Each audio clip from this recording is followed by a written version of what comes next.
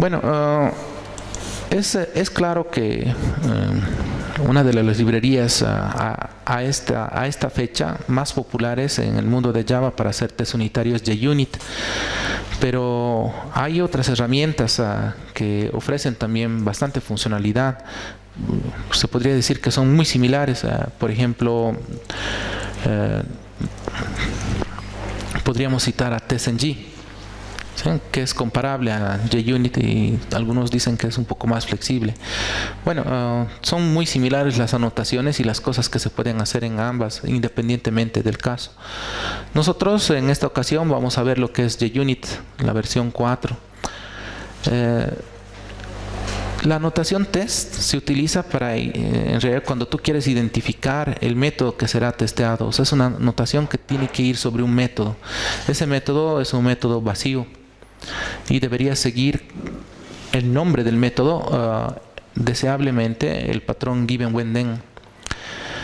La anotación @before significa que se ejecutará antes de cada método, y la anotación before class que se ejecutará antes de todos los métodos, o sea, a nivel de clase, una sola vez por todos los métodos que hay en la clase. Es importante al momento de realizar la implementación pensar bien si quiero que realmente, si detecto que algo es necesario que se ejecute realmente antes de cada método, utilizaré la anotación @before. Pero si detecto que hay otro pedazo de código en el @before que en realidad solamente es necesario que se ejecute una sola vez al cargar la clase, o para el primer método, como lo quieras interpretar, y luego para el resto ya no es necesario que se vuelva a ejecutar, deberías considerar introducirlo en un método que tenga la anotación @before class.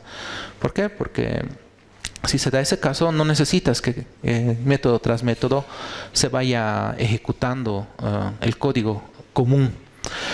After y after class es lo mismo, solamente que sería después de cada método y después de que la clase ha terminado. Generalmente el after class o el after, el before generalmente se da cuando tú necesitas configurar ciertas cosas antes que los tests ocurran. Por ejemplo, también podrían ser creación de clases, o podrían ser también creación de algunas cosas en base de datos o alguna funcionalidad. Y luego de que creas eso, pues en el after class deberías destruirlo. Bueno, todo lo que corresponde a la capa de datos en Spring, de manera genérica, si utilizas bases de datos relacionales, los tests se limpian solos, pero si utilizas bases de datos no relacionales como MongoDB, los tests ya no se limpian solitos, ¿no? Entonces hay que tener ese cuidado. Hablando de datos que insertas en las tablas, me refiero.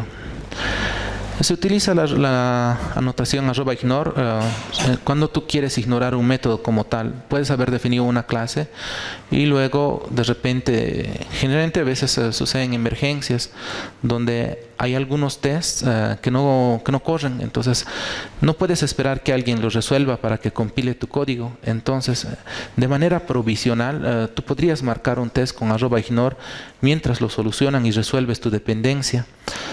Obviamente esto es bastante peligroso, hacer ese tipo de prácticas, porque podría llegar a producción ignorando un test que debería arreglarse, o funcionalidad que debería arreglarse. También tú puedes establecer un timeout como un atributo del test. Si el método tarda más del tiempo esperado, pues el método tendría que fallar. Esto es ideal para verificar procesos con una demora aceptable. El tiempo se debe asignar en milisegundos cuando especificas el timeout. El expected también es algo muy común. En realidad es para las excepciones. Cuando pruebas los escenarios de falla, tú esperas que un test falle. Entonces es para avisar que el test debe lanzar algún tipo de excepción. En el caso que no se cumpla la condición, el test obviamente será marcado como fallido. Es decir, yo le puedo decir que espero un null pointer exception, una excepción de nulo. Y si ese nulo no sucede, entonces el test va a fallar. Y si ese nulo sí sucede, entonces está bien, porque es lo que le he dicho que es el comportamiento esperado. La anotación @runWith, por ejemplo en este caso pasándole Spring Runner, indica que dicha clase correrá como una extensión o tipo de otra clase. Por ejemplo, con el contexto de Spring, en realidad le estamos pidiendo que corra en este caso. Podríamos también nosotros utilizar la notación @suite classes para indicar que un test suite correrá los siguientes tests. Por ejemplo, es para especificar test suites. Bueno, en realidad son muchas anotaciones. También podrías especificar run with Spring Runner, ya les había dicho, ¿no?, que es para que corra con el contexto de Spring. Bueno, en algunos casos tengo unos errores de typos, quiero disculparme por eso. Spring Boot Test, por ejemplo, cuando tú pones esta anotación, en realidad va a buscar la aplicación Spring Boot para configuración como tal. Test Configuration especifica una configuración de Spring para el test. Es decir, nosotros, por ejemplo, vamos marcando algunas configuraciones en la aplicación con @configuration.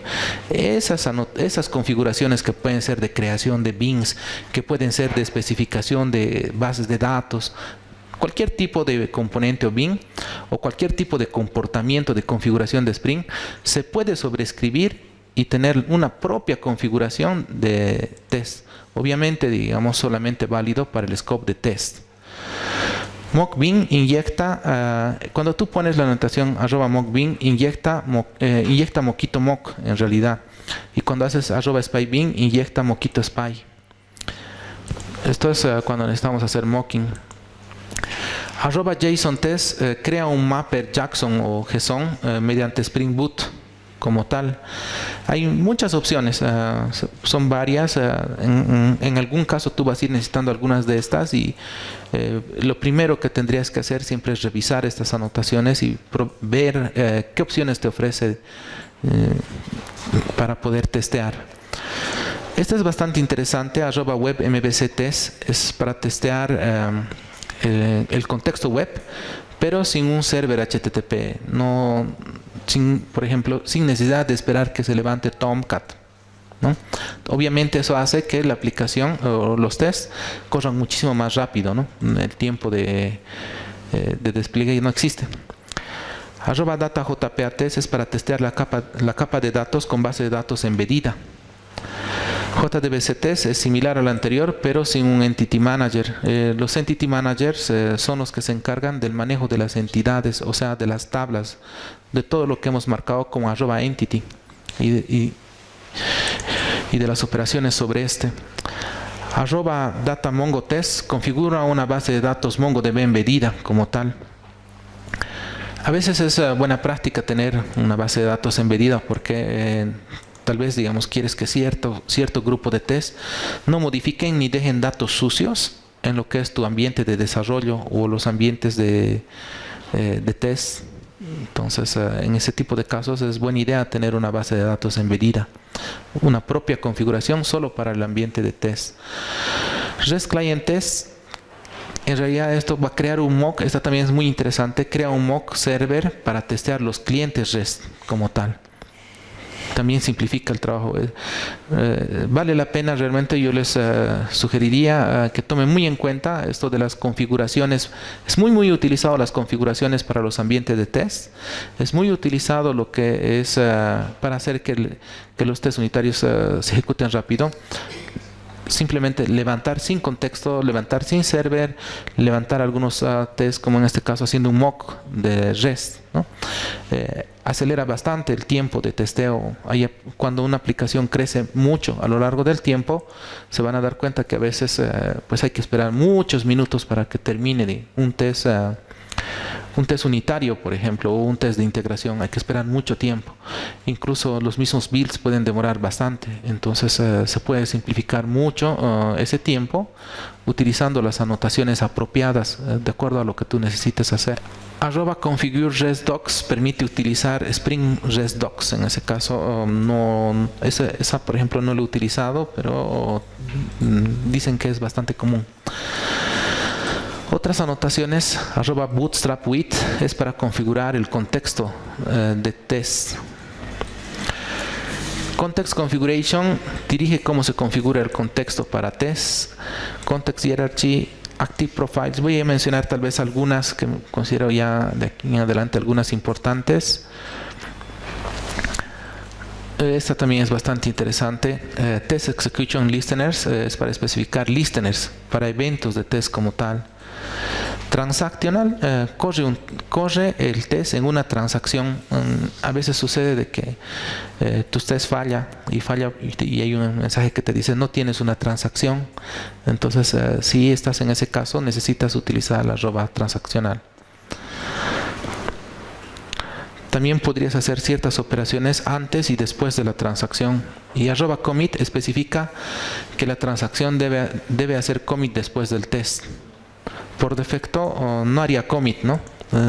Termina el test y se haría una suerte de rollback en las bases de datos relacionales. Eso es lo que les comentaba del rollback. Esto también es bastante interesante. Arroba SQL te permite ejecutar algunos scripts antes del test. Otra cosa que puede resultar interesante es el arroba repeat. Permite ejecutar el test varias veces. Este también es muy común. Si el arroba if profile value indica que el test está habilitado para un ambiente en específico como tal. Tiene que ver con los profiles que hemos estado revisando. Podría darse que solo ciertos tests están activos bajo ciertos profiles.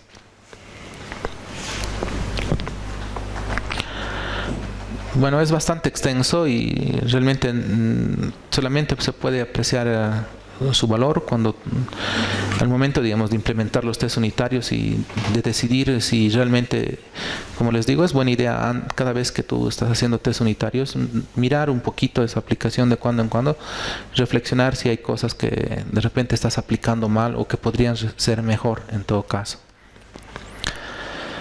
El data binding en Spring, o lo que son los backing bins, en realidad algunos lo conocen como command objects. Se trata de transferir datos, por ejemplo, desde formularios webs.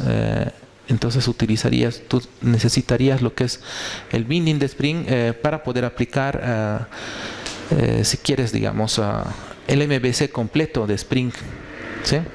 En nuestro caso no vamos a utilizar el MVC completo de Spring, solamente vamos a exponer un API REST y utilizaremos para la capa de la vista lo que nosotros creamos conveniente en este módulo. Se habría decidido que vamos a utilizar Angular, por ejemplo. Podría ser cualquier otro framework de frontend. Bueno, básicamente este binding se realiza por nombre de las propiedades. Nosotros un poco de esto hemos podido ver, por ejemplo, cuando en nuestros templates íbamos navegando los objetos como tal con la notación de punto. Para el manejo de errores tenemos también algunas anotaciones de Spring. Por ejemplo, podríamos utilizar responses. Si nosotros utilizamos response status, esto te permite anotar excepciones personalizadas para establecer el HTTP status que se desea retornar a nivel de la aplicación como tal.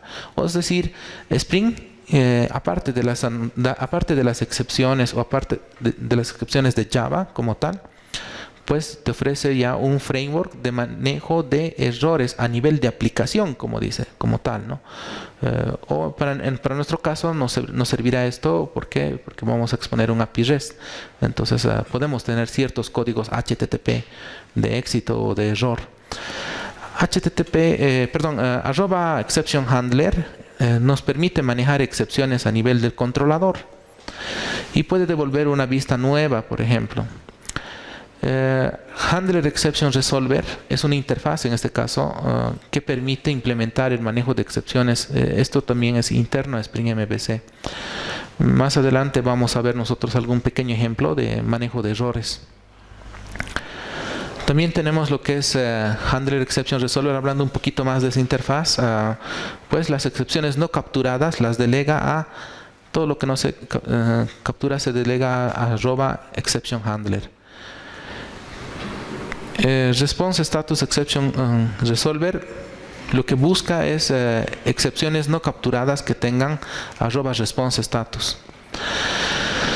Default Handler Exception Resolver convierte excepciones a status codes como tal. Entonces es un framework bastante completo, un poco confuso. Solamente se puede concretar las ideas cuando lo pongamos en práctica. También tenemos otras, ¿no? Como el Simple Mapping Exception Resolver. En este caso ese sería un bin para definir el mapeo de excepciones a vistas. ¿Sí? Permite definir una página de error por defecto, y entre las alternativas a usar tendríamos lo que es el Response Status, la interfaz Simple Mapping Exception Resolver, y nos da unas pautas, ¿no? Vas a utilizar Response Status cuando quieres establecer el HTTP status como tal. Vas a utilizar esta interfaz cuando se hace redirección a vistas. Y vas a utilizar la anotación @exceptionHandler si tú requieres hacer redirección y además establecer el estado HTTP. Entre la primera y la última es claro, ¿no? La primera solamente es el status, la segunda es el status y además redirección. Eso es clarísimo. Y el otro es para hacer redirecciones a vistas como tal. Visto así es un poco más claro. Eso es un resumen.